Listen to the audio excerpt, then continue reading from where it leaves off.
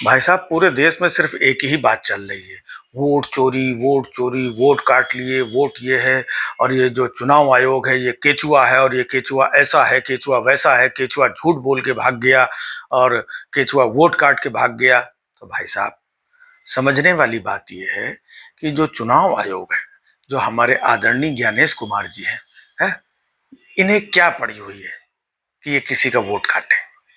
इन्हें क्या पड़ी हुई है कि ये जीरो मकान नंबर में 100 150 लोगों को घुसेड़ दें? इन्हें क्या पड़ी है, आप बताइए। है, इनको प्रधानमंत्री बनना है? इनको सरकार बनानी है ज्ञानेश कुमार जी को? लोग इनके ऊपर तरह तरह के आरोप लगा रहे हैं। है? भाई ज्ञानेश कुमार जी है, उनको जिसने बनाया है, उनके पीछे जिनका हाथ है, तो वो लोग करवा रहे होंगे। ज्ञानेश कुमार जी क्यों करेंगे? सज्जन आदमी बेचारे, है ना?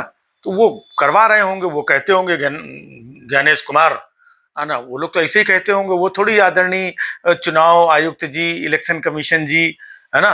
अरे ज्ञानेश, सुनो, वो फला जगह का है, वो उधर का वोटर लिस्ट निकालो। अच्छा, ये बूथ में इतना वोट कैसे है? सॉरी सर, नहीं नहीं, इतना कैसा है, इसको काटो यहाँ से। ठीक है सर। नहीं नहीं, इसमें क्या है, इतने वोट 200, ये बूथ में, ये बूथ में, ये लो, ये तुम कर क्या रहे हो? है? नहीं सॉरी सर, अब वो एक्चुअली मैं, बेचारे की ये हालत होगी। अब उनके पीछे दुनिया भर की बातें, है ना, कि ये ऐसे हैं, वो वैसे हैं, ये इलेक्शन कमीशन। तो भाई साहब, इलेक्शन कमीशन जो है बड़ी लोकतांत्रिक संस्था है ना? और वो अपने लोकतांत्रिक तरीके से चीजों को कर रहे हैं।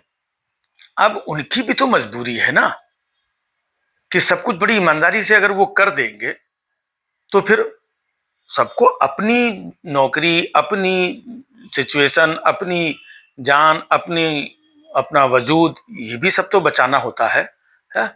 तो हमारा ज्ञानेश कुमार जी से यही कहना है कि अगर आपके ऊपर कोई दबाव, परेशानी, चीजें ये है, तो आप सीधे आकर के गोल गोल ऐसे जवाब दे रहे हो कि उन्होंने एफिडेविट नहीं दिया, उनको माफी मांगनी पड़ेगी देश से, उनको ये करना पड़ेगा, और ये वो।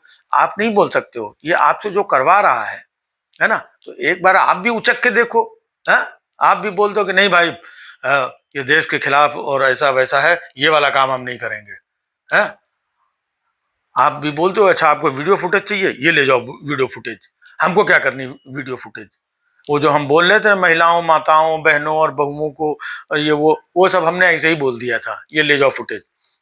और सुनो, अपने नीचे जितने चुनाव के अधिकारी हैं सबको कड़े निर्देश दे दे कि जो भी ये काटेगा पीटेगा, है ना, उसके ऊपर कड़ी कार्रवाई की जाएगी। एक बार पलट के देखो, है ना? देशभक्ति, देशभक्ति, देशभक्ति के जो पाकिस्तान से जब लफड़ा होता है ना, देशभक्ति तभी जागती है। देशभक्ति तरह तरह की होती है। देशभक्ति वो भी होती है जो आप अपने देश के लिए ईमानदारी से काम कर सकें, आप देश की बेहतरी के लिए काम कर सकें। आप अगर कहीं पर गलत काम हो रहा है तो उसके खिलाफ आवाज उठा सकें, आप सामने आकर के उसका विरोध कर सकें। ये भी देशभक्ति होती है। ना कि सिर्फ ये है कि वो पाकिस्तान, अरे वो ऐसा करके वो पीओके ले लिया और पाकिस्तान के अंदर घुस के मारा, ये देखो ये तबाह कर दिया। वो भाई, ये तो सेना का काम है ना? जब जब ऐसा माहौल होता है, हमारी देश की सेनाएं पहले भी ऐसा करती रही और करती रहेंगी, ठीक है, लेकिन हमारे देश के अंदर देशभक्ति तभी जागती है जब मामला पाकिस्तान का हो, जबकि देशभक्ति जगाने के कई मौके हमारे पास सामने हमेशा आते रहते हैं। अब वो जो चंडीगढ़ में वो एक जो वो मसीहा जो है पकड़ा गया था, है ना, कैमरे के सामने ऐसे देख रहा था और वोट क्रॉस कर रहा था, वो देशभक्त था? वो देश के हित में काम कर रहा था क्या? है? वो राष्ट्रभक्ति वाला काम कर रहा था? सरेआम कैमरे में ऐसे ऐसे करके, और बाद में कोर्ट वोट के थ्रू मामला जब सामने आया तो वो पकड़ा भी गया कि हाँ ये गलत काम कर रहा था। और भाई साहब, गलत काम कर रहा था, उसका कुछ नहीं हुआ है? वो फिर अपना ये कर रहा है। तो ये देशद्रोही है, ये गद्दार है। जो हमारे ठाकुर साहब बोलते हैं ना, देश के गद्दारों को, तो गद्दार है कौन, वो तो पहचानो। है? ये जो मसीह है चंडीगढ़ का, जो चुनाव में धांधली कर रहा था, ये गद्दार है। और ऐसे ही तमाम गद्दार वो हैं। तो देश की सबसे बड़ी लोकतांत्रिक प्रक्रिया है, जिससे हमारे आदरणीय मोदी जी भी चुन करके आए हैं, जिससे दूसरी सरकारें भी चुन के आती हैं, जो जनता का मूलभूत अधिकार है कि भाई नहीं कुछ होगा तो हम इनको उतार देंगे, हम उनको उतार देंगे अपने वोट से। है भाई, कांग्रेस से जनता परेशान थी, यूपीए सरकार से जनता परेशान थी, तो जनता ने अपने वोट का ये दिखाया कि हटाओ ये लूट घसोट, ये भ्रष्टाचार, ये सब इतना चल रहा है, ये सरकार नहीं चाहिए। और मोदी जी आए, भाई और बहनों ऐसे नहीं होता है ना, रोजगार सबको मिलना चाहिए कि नहीं मिलना चाहिए, 2-2 करोड़ रोजगार हर साल मिलने चाहिए, बहुत हुई डीजल पेट्रोल की मार, बहुत हुआ ऐसा। तो लोगों को लगा यार ये तो कोई अच्छा आदमी आया है? तो लोगों ने कांग्रेस को हटा करके, लोगों के हाथ में उनका वोट था, उन्होंने अपने मताधिकार का प्रयोग करके उसको हटा करके इनको बिठाया। लेकिन जब लोगों के पास मताधिकार रह ही ना जाए, है ना, एक सज्जन तो मिले, वो तो कह रहे थे कि यार हम तो इस सरकार से बहुत ज्यादा परेशान हो गए हैं, अब हम इसको वोट नहीं देंगे। लेकिन क्या करें, हम नहीं भी देंगे तो भी कोई ना कोई आकर के हमारा वोट लेके चला जाएगा।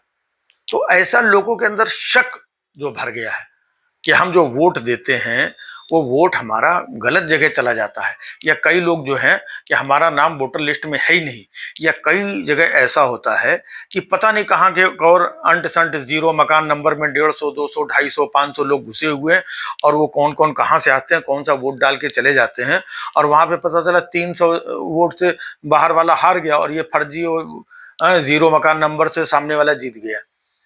तो जो देश में जो बदलाव चाहते हैं वो जनता तो ठगा महसूस करती है।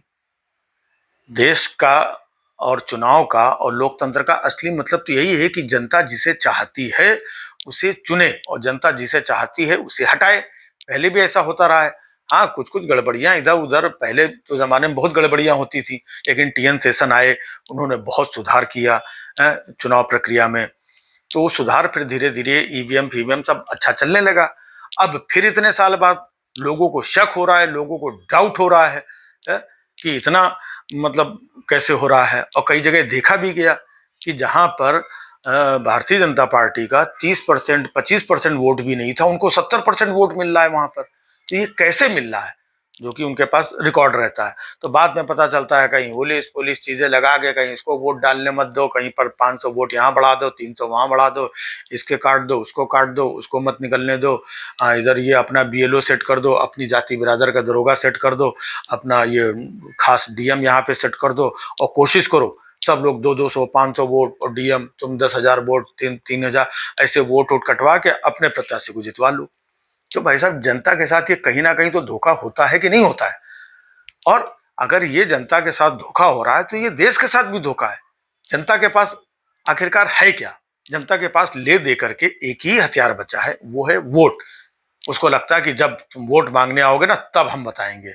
अब भाई साहब क्या बताओगे? तुम दो चाहे न दो, हम तो जीत ही जाएंगे।